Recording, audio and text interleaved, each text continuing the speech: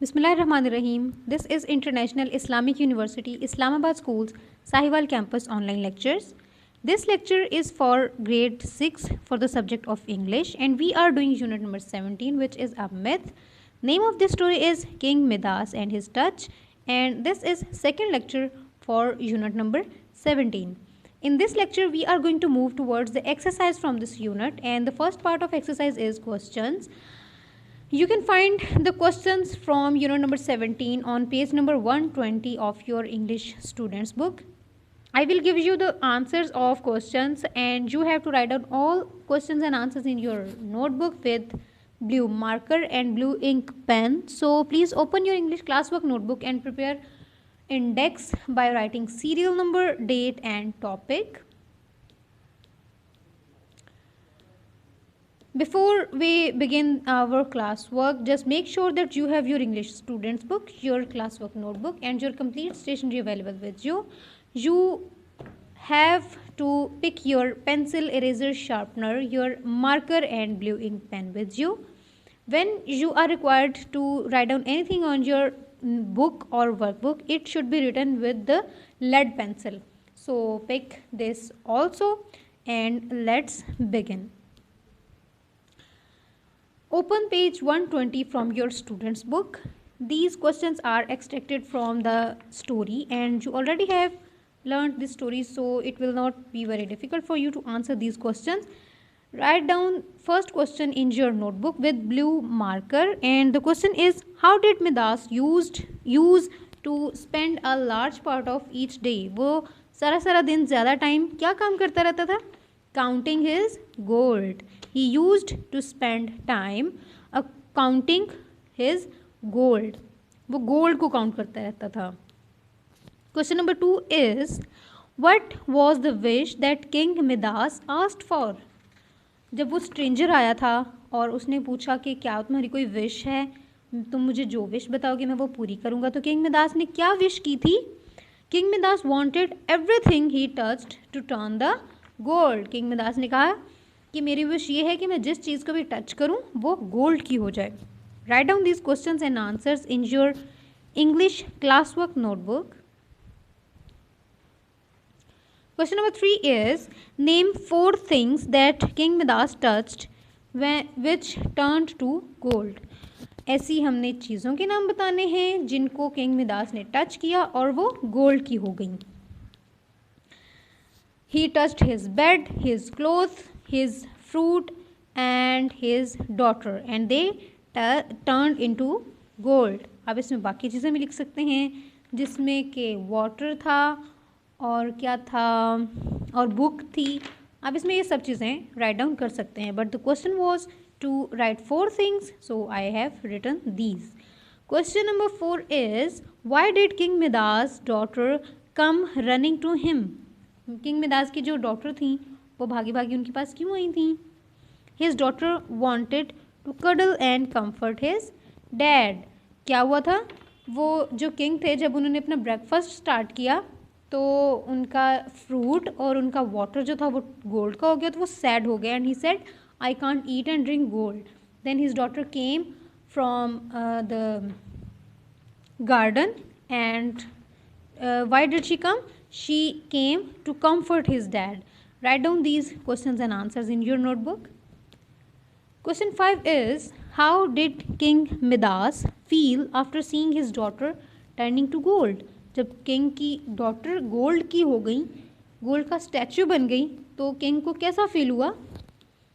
King Midas was very sad. वो बहुत ज़्यादा सैड हो गए क्योंकि वो ये तो नहीं चाहते थे कि उनका खाना पीना भी गोल्ड का हो जाए, उनके क्लोथ्स भी गोल्ड के हो जाएं, और जब उनकी डॉटर ही गोल्ड की हो गई तो फिर उन्हें क्या फील हुआ कि अब तो मुझे कुछ भी नहीं चाहिए, मेरी सबसे जो ज़्यादा वेल्थी और वर्थी चीज़ थी वो तो मेरी डॉटर है, वो ही मेरे पास नहीं रहेगी तो मुझे और इतना सारा गोल्ड क्या चाहिए.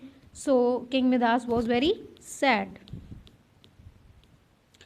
Question 6 is, king Midas says my wish has cost me my life because.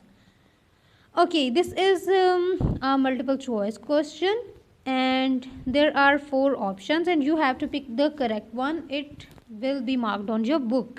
You don't need to write down this question in your notebook.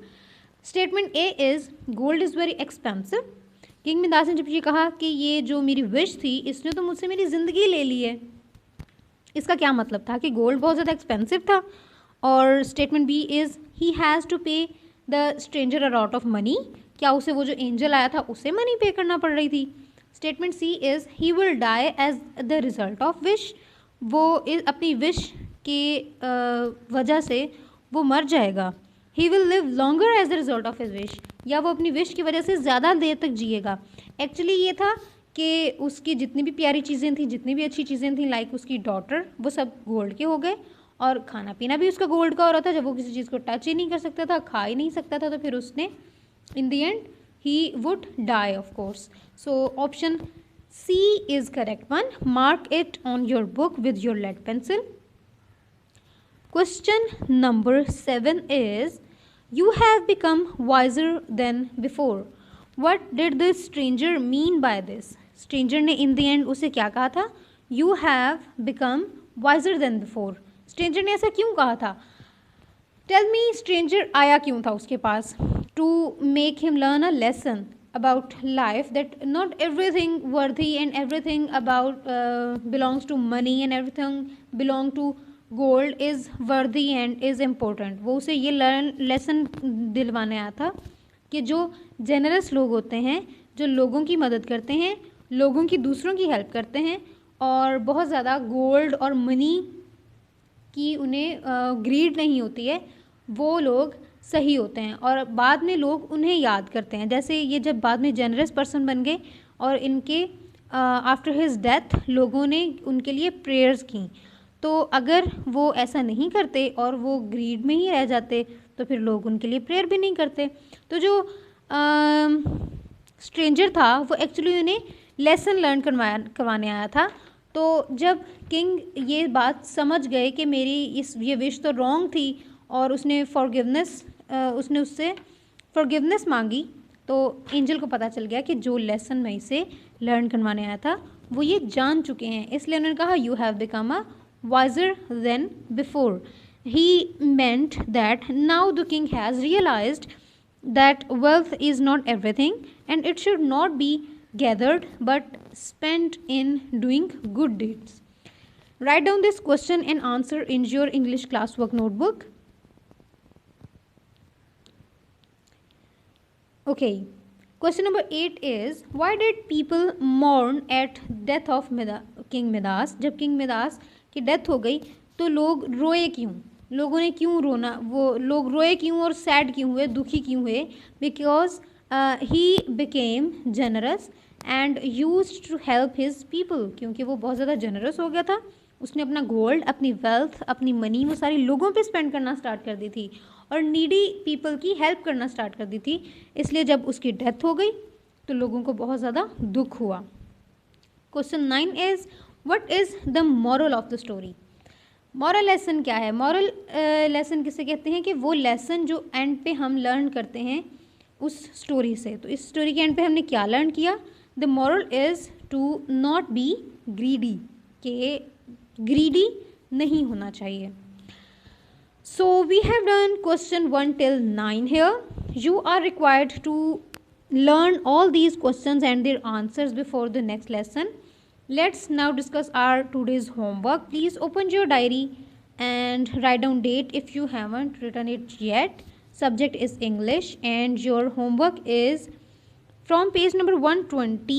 You have to write down question number 10 in your homework notebook. And question number 10 is, if you had one wish, what would you wish for and why? अगर आपसे पूछा जाए कि अपनी wish बताएं और आपने उसकी रीज़न भी बतानी हो, सपोज़ आपके पास भी इस तरह का एक स्ट्रेंजर आता है, एक एंजल आता है और आपसे पूछता है कि अपनी विश बताएं, आप जो भी विश करेंगे वो पूरी हो जाएगी, तो वो आपकी क्या विश होगी और उसकी रीज़न क्या है? ये आप अपनी होमवर्क नोटबुक पे इस क्वेश्चन का आंसर राइट डाउन करेंगे bye preparing your homework page properly and bye preparing your index properly. Is it clear? Good. You will write down your question with blue marker and your answer with blue ink pen, and make sure to write down very neatly and do your writing work in a neat handwriting and clean handwriting. Another homework is from workbook, and you have to do page number 66 on your English workbook. Note down your diary. Okay, dear grade 6 students, good luck for your homework. Allah Hafiz.